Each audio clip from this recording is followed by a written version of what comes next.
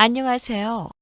생활 속에서 접할 수 있는 노동 관련 이야기들을 쉽게 설명드리는 인사노무 컨설팅입니다.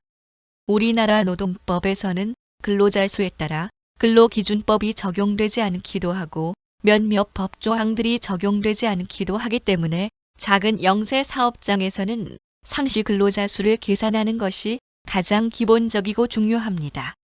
그래서 몇 차례에 걸쳐 상시 근로자 수를 계산하는 방법에 대해 설명드리고 있는데, 이번에는 약간 어려운 특정 사례들을 가지고 상시 근로자 수를 계산하는 기준들에 대해 살펴보겠습니다.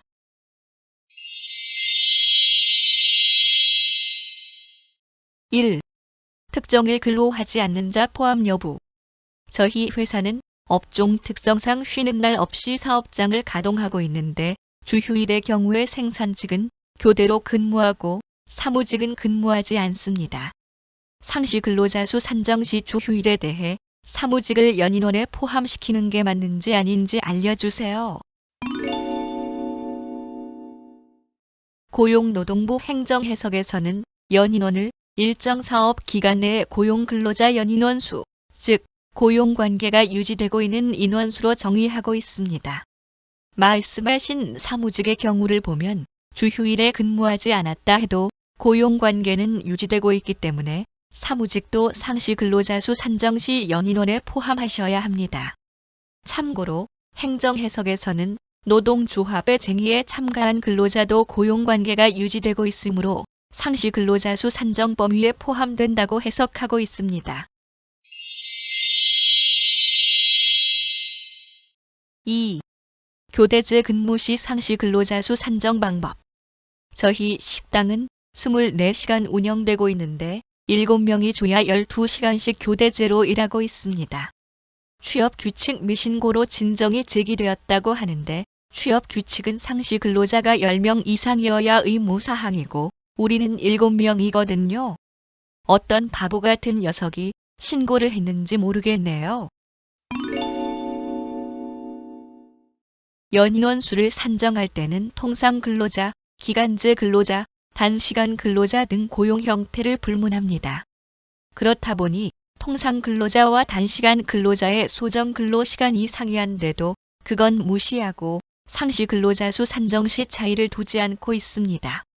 따라서 각 근로자의 일일의 근로시간 수와 관계없이 일일 중에 근로한 사람은 모두 연인원에 포함되어야 합니다.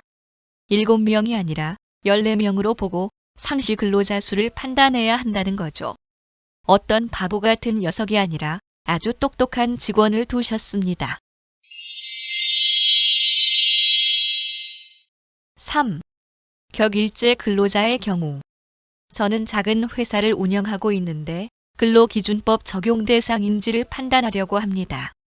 종업원은 총 6명인데 청소직 2명은 주 5일 근무를 하면서 토요일에는 1명씩만 근무하고 있고, 경비직 2명과 시설관리직 2명은 모두 격일제 근무를 하면서 연중 무휴로 일합니다.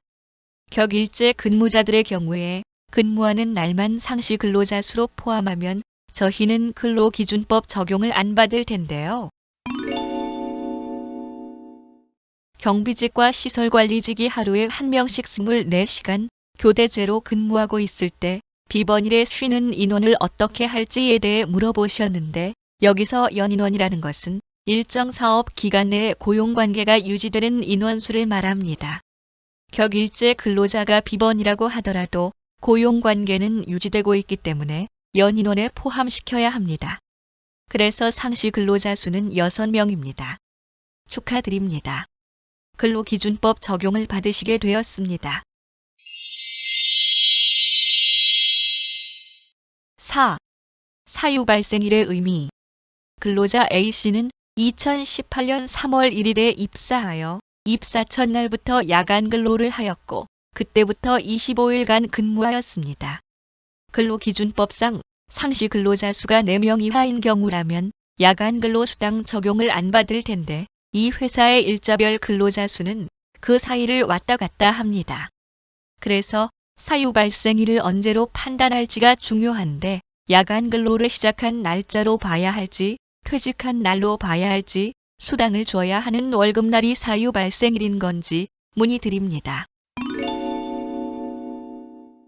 야간근로 수당은 야간 근로를 제공하는 날에 발생합니다. 일에 대한 대가니까요.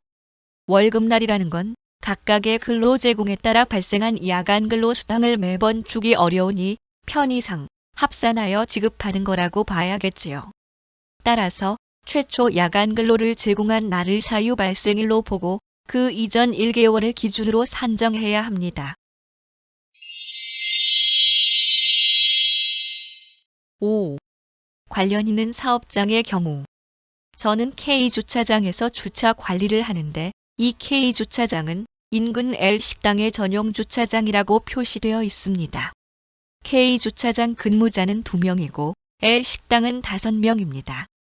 비록 이 두 개 사업장이 사업자 등록증도 다르고 K주차장의 L식당 고객만 받는 게 아니라 다른 주차 손님들도 받고 있기는 합니다만 두 업체는 동일한 사업주가 운영하고 있고 채용 당시 제가 L식당의 구인 광고를 보고 와서 일했으니 두 사업장을 하나로 묶어서 상시 근로자 수를 계산해야 한다고 봅니다. L식당과 K주차장 근무 인원을 합쳐서 6명 이상이니 저도 근로기준법 적용을 받아야 한다고 봅니다. 각각의 사업장을 하나의 사업으로 포괄할 수 있는지는 양 사업장의 독립성 여부에 의해 결정됩니다. 독립성 여부라는 건 구체적으로 사업 장소, 회계, 인사, 노무관리 등이 독립되어 별도로 운영되는지 여부를 말합니다. 이에 대한 독립성 여부를 자세히 검토하고 판단해야 하겠지만 질문 주신 내용만 가지고 판단해보면 일단 양 사업장은 사업 장소와 업종이 상이하므로 독립된 사업으로 볼 가능성이 높습니다. 말씀하신 동일한 사업주, 구인 광고에서 L식당의 상호를 명시한 것, L식당의 전용 주차장이라는 문구만 가지고 독립성을 부정하기는 어렵습니다. 거기다가 식당 고객 외에 다른 손님들도 주차를 하셨다고 하니 식당에 부속된 주차장이라고 판단하기는 어려워 보입니다. 이번에는 이렇게 5가지 사례를 살펴보았습니다. 혹시 더 궁금하신 부분이 있으시면 조인 인사 노무 컨설팅 02-707-2253번으로 문의 주시기 바랍니다. 약은 약사에게, 인사 노무 상담은 조인에게. 들어주셔서 고맙습니다.